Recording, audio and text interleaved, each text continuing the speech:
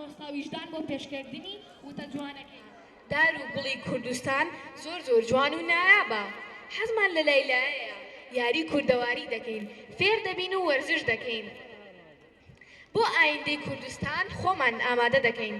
دەبا پێکەوە بڵێین کوردەواری زۆر جوانە، شەهید پێناسەمانە، کوردستان ژیانمانە.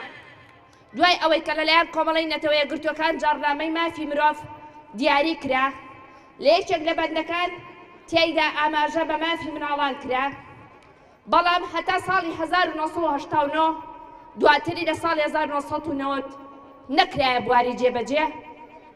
پاش ئەوەی لە نەوەتەکانەوە ژمارەیەکی زۆر لە وڵاتان واژوویان کرد و تێیدا ئامادەبوون و بە بەندەکانی جاڕنامەی مافی مناڵیان وابەستەبوونیان پێوە ڕاگەیاندنا و تاوەکو ئێستا 1/6 لە زۆربەی وڵاتانی جیهان و بە کوردستانیشەوە کرایە هێمایەک بۆ ڕۆژی جیهانی مناڵان.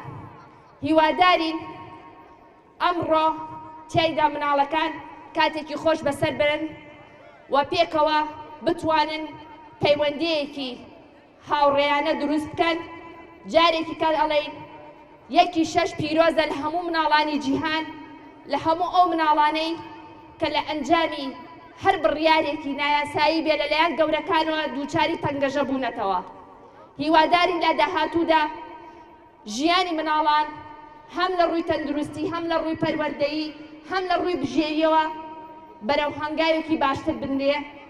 ئێمە وەک ڕێکخراوی ژنانی ئازادی کوردستان وەکو بەڵێنی هەمیشەییمان هەموو ساڵێک ئەم ڕۆژە بەرز ڕاگرین. پێمان خۆش بوو ئەم ڕۆژ بەشێک بین لەو خۆشی مناڵان، بۆیە جاری کە دەڵێن پیرۆز بێ 1/6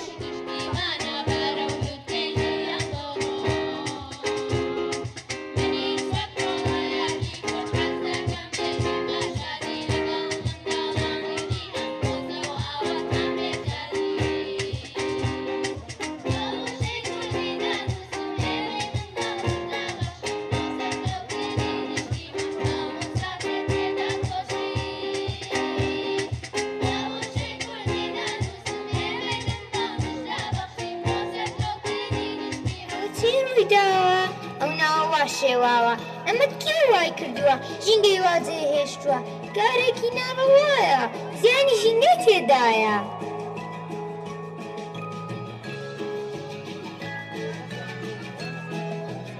من ئەو کارم کردووە ژینگەم واجێ هێشتووە پیسیم لێ فرەداوە باکیم خستۆتە لاوە.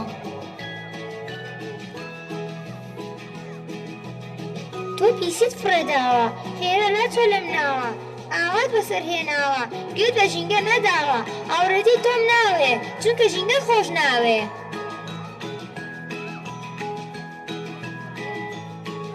ژینگەی خۆم پیس کردووە نەمزانی هەڵە بووە ئەوم بیر ناچێتەوە دووبارەی ناکەمەوە ئیتر ژینگە پیس ناکەم ئەو لە خۆم زیز ناکەم.